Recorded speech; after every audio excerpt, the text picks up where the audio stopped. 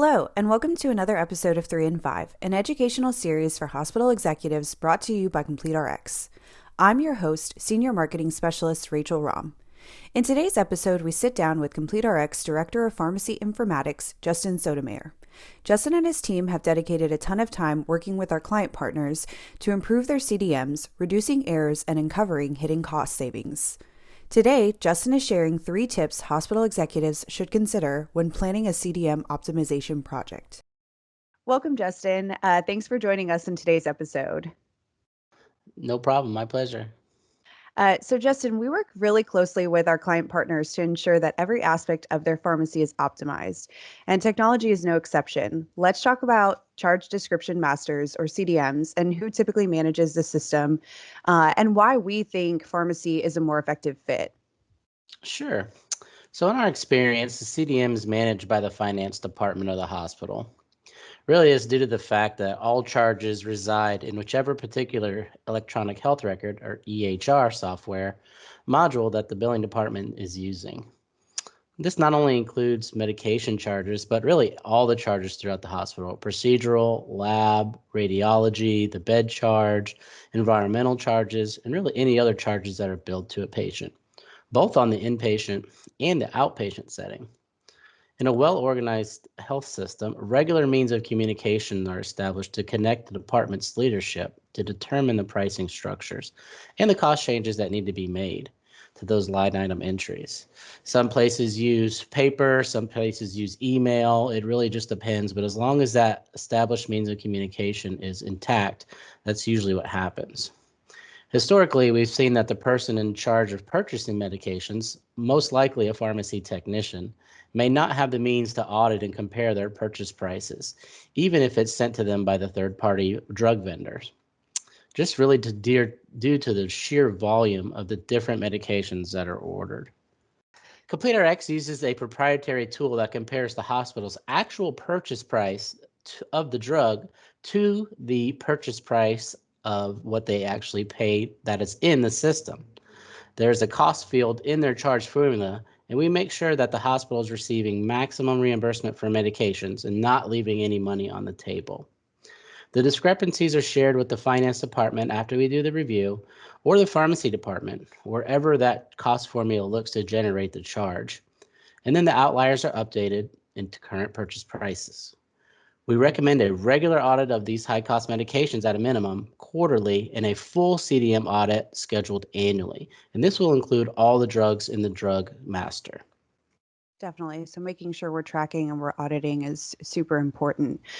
So Justin, what is the most common mistake hospitals typically make when it comes to their CDM? That's a great question, Rachel. Really, the biggest issue we see is the hospital not updating the charge formula with the true acquisition costs, like I talked about earlier. Mhm. Generally, medications increase around 3 to 6% per year. Most of the time, that charging formula within the CDM covers these small adjustments in the market price. Unfortunately, many places have a set it and forget it mentality with these charge formulas. Just the other day, we worked on a client that hadn't touched their charge formulas in over 7 years. Wow. This couldn't be further from what needs to happen. Many of the larger institutions are really starting to bring on a revenue integrity pharmacist.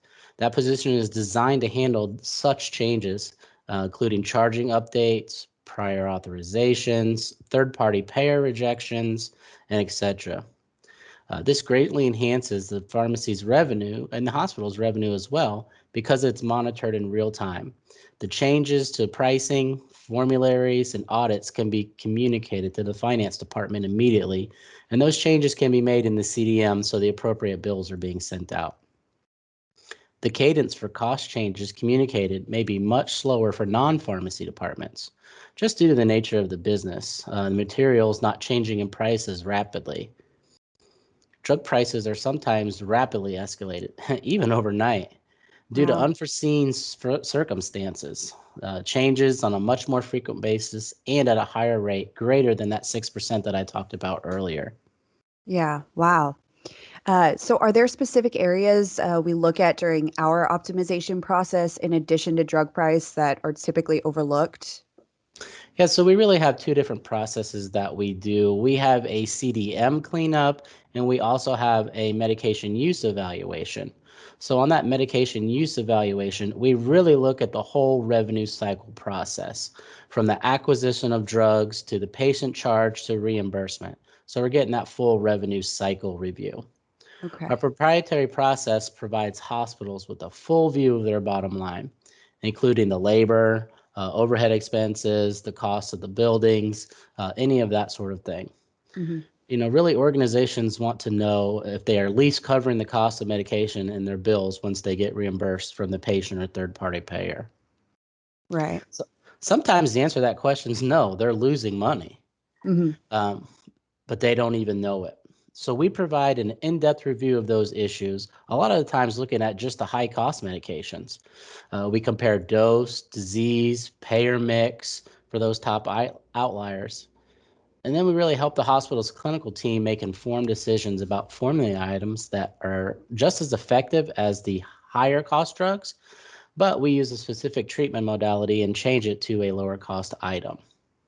The CDM process we deploy is very complex, but is a very real need in this ever evolving patient care environment and tightening of reimbursements.